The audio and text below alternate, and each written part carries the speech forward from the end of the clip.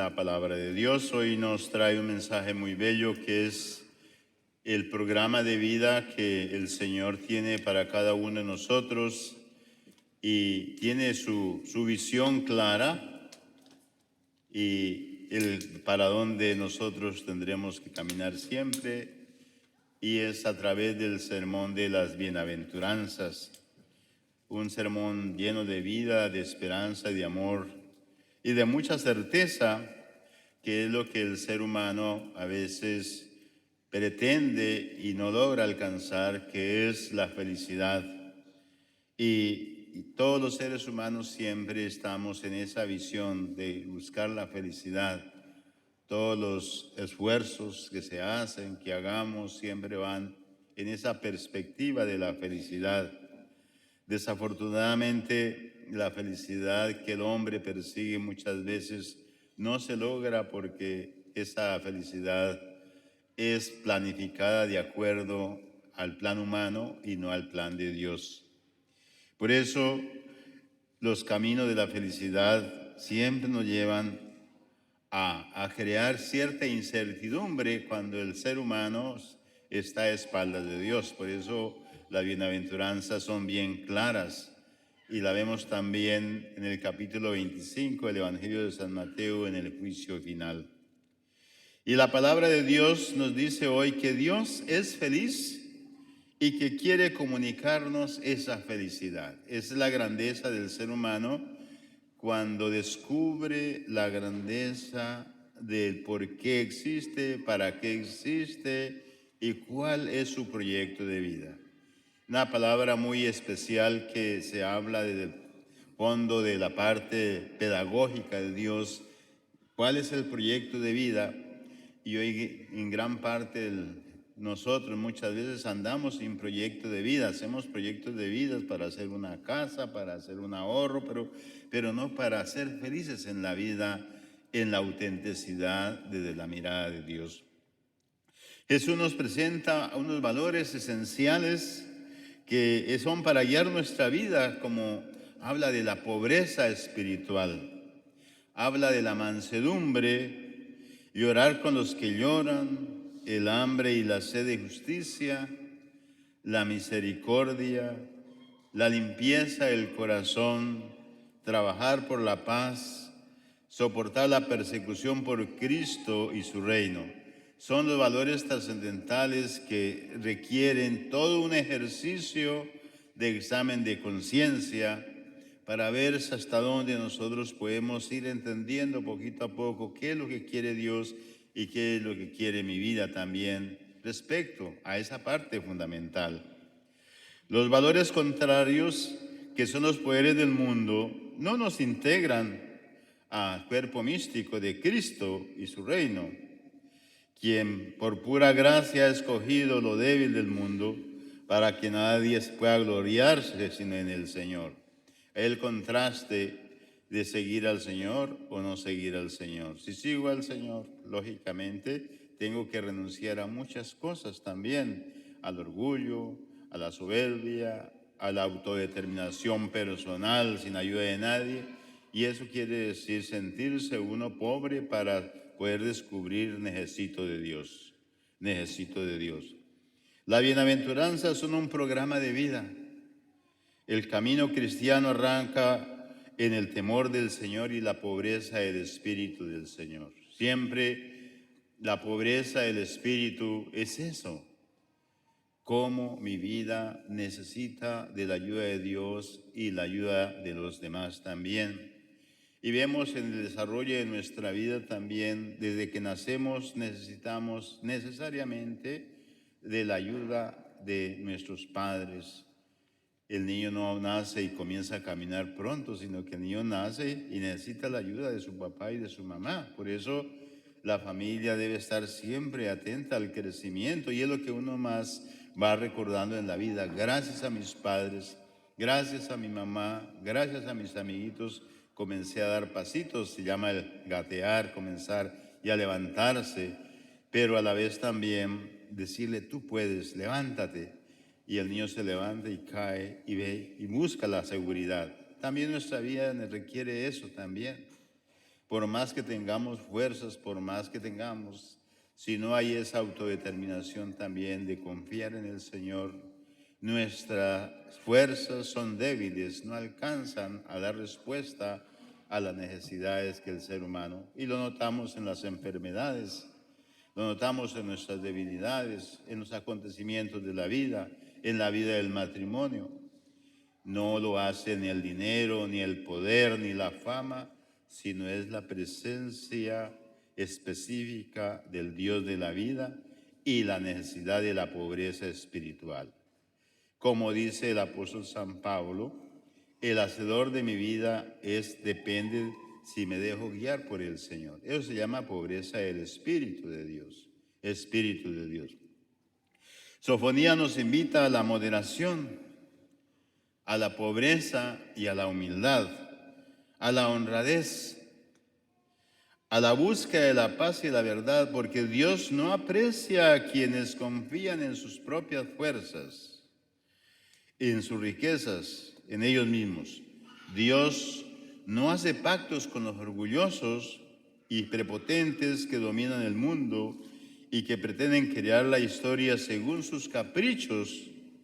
Dios no está donde hay violencia, donde se vive la ley del más fuerte. Eso es algo que nosotros mismos por la experiencia lo vamos constatando. Por más fuerte, los mismos poderes políticos, lo mismo, todo aquello se va derrumbando cuando los principios espirituales se acaban.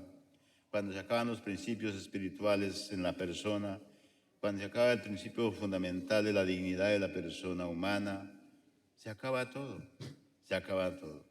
Entonces, esa es la pobreza espiritual. Siempre confiar en el Señor, confiar en Él. A veces nos hacemos muchos proyectos de vida, pero fracasan porque están ausente la sabiduría de Dios. Por eso el Evangelio de San Lucas, cuando habla de la sabiduría y la gracia delante de Dios y de los hombres, significa eso. La sabiduría de Dios es la que va encarnando en el ser humano la necesidad de Dios, la sabiduría de buscar ayuda en el otro, en la persona que va a tener una experiencia de Dios. La experiencia de los santos, por ejemplo, nos van ayudando siempre. Hoy el mundo ridiculiza todo eso. Ay, dejen de hablar de Dios, dejen de hablar de la oración, dejen de hablar de la palabra de Dios. Eso no sirve para nada, ¿no? La lucha es más fuerte. Pero vemos ahí que desafortunadamente se va derrumbando todos los planes del ser humano. El camino del cristiano arranca en el temor del Señor y la pobreza del espíritu. El temor del Señor no quiere decir miedo. El temor es el respeto a los valores fundamentales. Cuando hablamos del credo, cuando hablamos de los sacramentos, cuando hablamos de los mandamientos, cuando hablamos de la oración, se necesita tener una convicción de sabiduría de Dios fuerte. La vida sacramental depende de Dios. La vida de la moralidad depende de Dios, no por la ley de los gobiernos ni nada de eso, de los derechos y cosas de esos, que al fin y al cabo hablan tanto de derechos y se olvidan de los deberes. Hoy todo es derechos. No, no se trata de eso, se trata de los deberes fundamentales, que es poner nuestra vida en esa dirección del Señor también. ¿Qué tengo que hacer? ¿Cómo debo comportarme? Los mandamientos. ¿Por qué tengo que hacer oración? ¿Por qué tengo que vivir los sacramentos? El sacramento del bautismo, la confirmación, la Eucaristía, el sacramento del matrimonio. ¿Por qué debo comportarme de acuerdo al plan del Señor? Y eso es lo que da respuesta también a la armonía del espíritu y la conciencia de cada uno de nosotros. La conciencia. Entonces, por eso el profeta habla de eso. Por tanto, el temor de Dios significa esa capacidad de poder responder amorosamente a la orden de Dios, que es el amor gratuito de Dios. Cuando los padres en esa conciencia cristiana, en la pobreza espiritual, educan a sus hijos, los hijos van aprendiendo a amar a sus padres desde el temor de sus padres, que no es miedo, sino es el respeto. Mire mi papá, mire mi mamá, cómo nos habla con sabiduría, nos habla de la vida, nos habla de la vida. Pero hoy vivimos en un ambiente de omisión, todo es permitido, todo es así. Entonces por eso viene el descalabro de tantas cosas que el hombre no es feliz. Los niños no son felices, las escuelas no ofrecen ninguna alternativa. Y entonces, ¿qué hacemos? Tenemos nosotros que comenzar a tener esa parte fundamental de las bienaventuranzas. La primera bienaventuranza es como un resumen de todas las demás. Dichosos los pobres de espíritu, porque de ellos es el reino de los cielos. Dichosos los pobres de espíritu, porque de ellos es el reino de los cielos. Esa capacidad de entender esa pobreza, decir, ¿yo de quién dependo? Y vamos a la Sagrada Escritura y vemos imagen y semejanza de Dios. Vamos al sacramento del bautismo, soy hijo de Dios, consagrado por Dios. El sacramento de la confirmación, templo vivo del Espíritu Santo. Entonces, ese quehacer del Espíritu de Dios es el que me llega a valorar mi vida y a valorar la vida también de los demás en el hogar. Valorar a la esposa como esposa, valorar al esposo como esposo, valorar a los hijos como hijos de Dios, como sacramentalidad de la vida. Y ese quehacer es precisamente dichosos los pobres de espíritu de Dios. Si tuviéramos esa capacidad de discernimiento del Espíritu Santo, podríamos decir que estamos construyendo nuestra propia felicidad, porque ya no vemos objetos al lado nuestro, sino vemos templos vivos del Espíritu Santo.